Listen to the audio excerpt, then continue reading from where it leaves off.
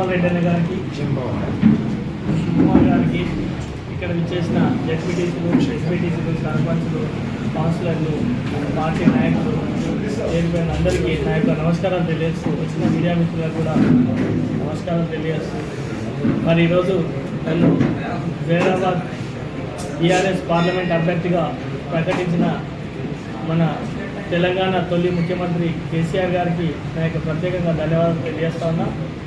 మరి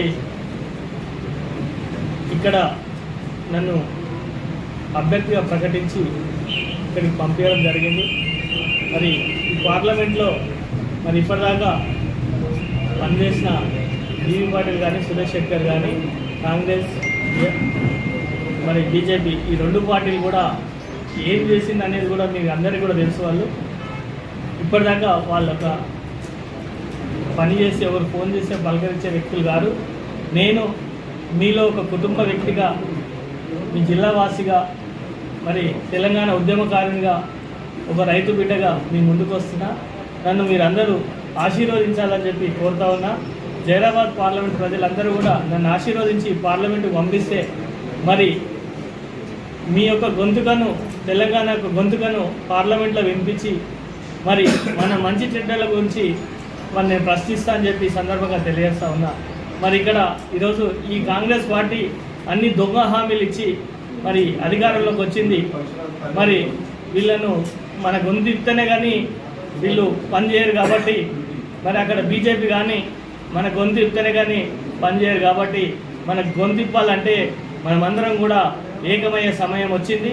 ఇప్పుడు అందరం మనం ఏకమై నన్ను భారీ మెజార్టీతోటి పార్లమెంటుకు పంపిస్తారని చెప్పి సందర్భంగా నేను ఆశిస్తూ, మీ అందరు ఆశీస్సులు ఉండాలని చెప్పి కోరుతా ఉన్నాను. అట్లాగే మరి నన్ను గెలిపించిన తర్వాత అభివృద్ధిలో భాగంగా మీ కుటుంబ సభ్యునిగా నేను కొన్ని పనిచేస్తానని చెప్పి కూడా ఈ సందర్భంగా తెలియజేస్తాను. జై తెలంగాణ. 2001 నుంచి ఒక ఉద్యమకారునిగా పోరాటం చేసి తెలంగాణ వచ్చిందాక మీ ఎంబటి ఉన్నాను. ఇప్పుడు కూడా మీ ముందుకు వస్తూ ఉన్నా.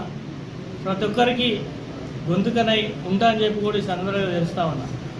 మరి మీరందరూ నన్ను ఆశీర్వదిస్తారని చెప్పి నేను అనుకుంటా ఉన్నా. నన్ను భారీ మెజార్టీతో గెలిపించాలని చెప్పి నేను కోరుతా ఉన్నాను. హైదరాబాద్ పార్లమెంట్ కాన్స్టిట్యున్సీలో మాడిగి విలేజ్, ఆయనకు అక్కడ కూడా ఇల్లుంది.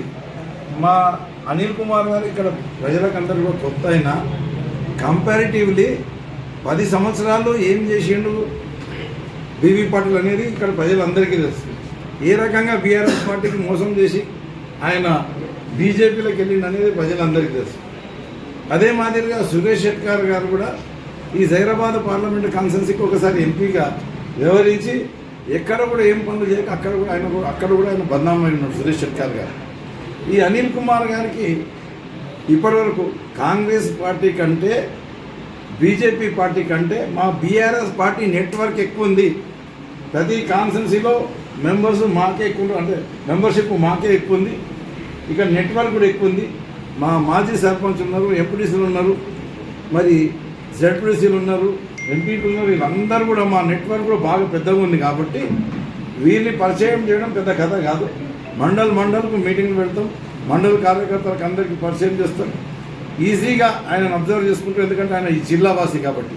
వాళ్ళనేమో తిరస్కరిస్తారు. ఎందుకంటే ఇంతకుముందు వాళ్ళు ఎంపీగా ఇక్కడ ప్రాతినిధ్యం వహించి ఇక్కడ ప్రాంత ప్రజలని నిర్లక్ష్యం చేసి వాళ్ళు కేవలం ఢిల్లీకో లేకపోతే ముంబైకో హైదరాబాద్కో పరిమితం అయింది. కాబట్టి వీరు తప్పకుండా రేపటికి ఊరు తిరిగి పనిచేస్తారనే నమ్మకం ప్రజలకు కలిగించి వీరికి భారీ మెజార్టీతో గెలిపిస్తారు ప్రజలు ఇక్కడ మా టీఆర్ఎస్ పార్టీ.